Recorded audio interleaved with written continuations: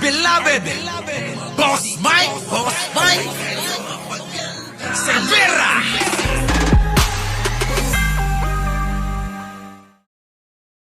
Out naman, oh. Sige na, ito na.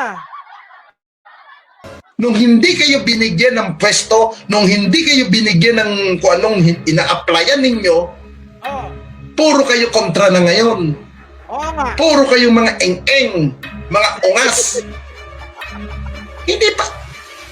Dapat bago kayo sumuporta kay Pangulong Marcos nung election, dapat pinag-isipan ninyo, tama ba siya ang sinuportahan ninyo? Oh. Tama bang idinipensa nyo siya?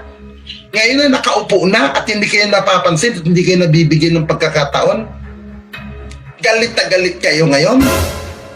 Lagi natin tandaan, Pilipino tayo, nandito Tama. tayo sa bansang Pilipinas. Correct. Huwag tayong nagpapadala sa mga taong sinasabi nilang may malasakit sa bayan. I-explain mabuti ni Pulong Duterte saan napunta ang 51 billion na sinasabi ng Kongreso na nagkaroon siya ng budget ngayon. Oo nga. Ay, kayo. Baka kayo, ha, Carlito. Kayo. Ipaliwanag niya ng mahinahon. Wikang Tagalog. Sa wikang Tagalog, huwag yung Bisaya na mga ganun-ganun karakter. Eh, kasi ninyo, hindi nga sila marunong magtagalog. Pero, in-check marunong sila. Marunong silang, mag-Mandarin. Ha? Oo. Noong 2015, kumita na yan eh. Nanalo nga si Pangulong Duterte. Di ba? Pwede naman pala na mangandidato ka na mapayapang sinasabi mo. Kita niyo si Pangulong Marcos, maraming atake sa kanya. Kabilang ako dyan sa umatake sa kanya nung eleksyon. Pero nanalo pa rin. Eh, syempre! Yun na nga yung sinasabi namin, paano nyo sasabihin na kayo nagpanalo, ha? Siya kay Pangulong Bongbong Marcos. Kailangan natin makatotohanan na leader. Totoo yun! Kung tayo magpapadala sa mga udyok, sa mga sinasabi ni dating Pangulong Duterte, wala tayong makikitang maganda. Puro galit, puot ang ginagawa ng matanda. Correct! Oo, correct. Puro galit po. Oo, pananakot. 6 na taon lang yan. Napakabilis lang yan. Correct! Kung meron kang nakikitang maganda at meron kang ibabahagi kay Pangulong Marcos na ideya, ibahagi mo. Hindi yung puro ka paninira. Tama! Tama naman si Nino dun. Oo, di ba, Jocelyn Hamilton? Tama naman si Nino na dapat ikaw tumutulong na lang bilang dating presidente kung ano yung kaalaman mo, kasanayan mo, na kung meron. Di ba? Kung meron. Oo, Magdalena Cordoba, di ba? Oh, kaso mukhang wala. Mukhang wala eh. Hindi kayong puro ka kuda na wala ka naman ebidensya. Magwatak-watak tayong mga Pilipino. Ito na lang yung gusto mong mangyaring gawin. 10 ng mga tanga mong supporter na ang Mindanao ay hiwalay. Hindi pwedeng ihiwalay ang Mindanao. Correct! Di ba? Correct talaga si Alvarez gusto din. O ninyo, oo. Ha? Ha? I-explain nyo na muna yung sinasabing 51 billion. At yan ay nangyari sa panahon mo, Ginoong Rodrigo Duterte. Bayaran ni Speaker Romualdez yan. Mga tuta ni Romualdez yan, putang inang yan. Porke kami sumusuporta kay Speaker Romualdez, aakasahan ninyo na bayaran kami. Di ba? Bayaran din naman kayo ni Digong eh. Oh. Di ba? Kung magparatangan lahat tayo, bayad lahat kayo ni Digong. Oh. Di ba? Totoo naman yan. May listahan ako eh. Yayaning, opo ha, boss, may comment mo sa sinabi ng dating bold star na si Vivian. Alam niyo yung mga yan kasi. Di ba? Boss Riri N, nandiyan dyan yung Brenda Borton, nandiyan dyan na rin. Oh, isa lang ang misyon ni Digong, siraan si PBBM ata, painitin ang taong bayan. Kita nyo yung hindi pagbibigay, mga boss, ha? yung hindi pagbibigay ng permit diyan sa Bulacan, sa amin sa Bulacan, abay isinisisi sa Pangulong Bongbong Marcos. Lahat na lang eh. Isisisi. Oh. Kung talagang ayaw nyo kay Pangulong Marcos, hantayin ninyo ang 6 na taon matapos ang term niya. Ngayon, pagdating ng eleksyon ng presidential, ipakita ninyo kung sino ang gusto nyong kandidato. Yan din naman yung lagi kong sinasabi at pinag-uusapan namin na nila ninyo. Na hanggat maaari, di ba? Kaysa ngawa kayo ng ngawa dyan, mga DDS, DD-shit nga daw, abay, tapusin natin itong termino ni Pangulong Bongbong Marcos, di ba, Ligaya Villarba? O, pagkatapos, di kung hindi kayo naging masaya, lagi ko naman sinasabi to, hindi kayo naging masaya sa kanyang panunungkulan, abay di, maghalal kayo ng bago, maghalal kayo ng gusto ninyo, di ba? Kaso, ang ginagawa ninyo, wala pa. Ha? Wala pa. Siya, ilang buwan pa lang nakakaupo, binabanatan nyo at pinagbabalakan nyo ng pabagsakin ang gobyernong to. Sino matutuwa sa inyo? Tandaan po natin mga kaibigan, yung mga dilawan, hindi magiging anti-Marcos ang mga yan. Hindi nga, kumampi na nga eh. Mas nanaisin ng mga dilawan na Marcos pa ang nasa pwesto kaysa ang mga Duterte. Tama ninyo, tama! Di ba? Ang daming mga kakamping ngayon eh. Di ba? Hayaan na natin si Pangulong Bongbong Marcos, move on na. Pero ang mga Duterte, nagmamadali, naiupo, si Sara, na wala namang alam.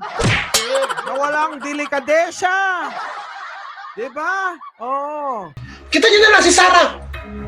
Di ba? Yung issue sa DepEd, hindi niya maayos-ayos. Yung mga official niya rin nasangkot sa katiwalaan, hindi niya mapayari. Na-promote pa. Kaya pan-local lang talaga. Local lang talaga dapat si Sara. Hindi siya Correct ka dyan. Pasok! bagay sa national. Alam nyo guys, natatawa ko sa mga nangyayari sa ating kapaligiran na ang may mga ilang leader tayo ng ating bansa. Ako, ayoko na dapat mag-topic sa mga ganitong usapin ng politikal. Okay? Happy na ako sa mga ganitong vlogging ko, kung ano man yung ginagawa ko. But, alam nyo, ang nakakalungkot dito, na kung saan sinasabi nga ng ating ikalawang Pangulo na si BP Sara, na kung saan nananawagan siya kay Pangulong Ferdinand Bongbong Marcos na huwag daw pakinggan at huwag kumagat sa usapan pangkapayapaan sa pagitan ng mga komunista at ng gobyerno. Alam nyo guys, kung ako pong personal mula sa aking puso, sa aking kalooban, hindi ako sang-ayon doon. Hindi ako sang-ayon. Why? Kasi ako po naniniwala, bago magkaroon ng usapin pangkapayapaan, matatag ang ating militar. Correct! Matatag ang ating sandatahan lakas, matatag ang ating kapulisan, nandiyan dyan ang kapulisan, namumonitor nila ang peace and order, at higit sa lahat, namumonitor nila ang mga gagawin ng mga ibang faction. Alam nyo guys, hindi pwedeng sasabihin natin, lalong-lalo na sa mga opisyal ng gobyerno, na sasabihin, mahalin ang ating bansang Pilipinas. Hindi pwede yan. Na kung ang kalaban ng gobyerno ay hindi mo rin kayang mahalin. Bago mo sabihin dapat na mahal mo ang Pilipinas, dapat mahalin mo rin ang kalaban. Paano magtatagumpay ang isang pagmamahal kung wala kang pagpapatawad, wala kang pakikisalamuha sa mga taong kalaban mo? Dapat mahalin mo rin ang kalaban. At yung ginagawa ngayon ni House of Representatives, House Speaker Martin Romualdez, ako'y sumasang-ayon na dapat magkaroon ng panibagong usapin sa pangkapayapaan. Napakahalaga yan kasi marami tayong kababayan na gusto lang magbalik loob sa pamahalaan. Sana yung sinabi ni Vice President Sara Duterte na huwag sumang-ayon at huwag aprubahan, nakakasakit. Sa isang katulad niyang public official, dapat marunong siyang makinig. Hindi lang sa kapartido, hindi lang sa mga taong nakapalibot sa kanya, hindi pwede yan eh. Dapat bilang isang public official, dapat pakinggan. At yun ang ginagawa ngayon ng kasalukuyang liderato ng Kamara. At doon sa mga nagsasabi na umiepal daw, tambaluslos si Martin Romualdez, putang ina ninyo, anong alam nyo kay Martin Romualdez? Ninyo kasi. Ano ba yung mga issue ng mga binabayaran daw vlogger? Kontra ng kontra, sakay ng sakay sa issue na wala naman alam kung hindi ka kaululan, katarantaduhan, kaletsihan. Putang ina ninyo, tigil-tigilan nyo yan. Huwag kayong purong ngak-ngak. Tang ina ninyo, na wala naman kayo na itutulong. Ha? Putang ina ninyo. Ito problema talaga kay Ninyo eh, no?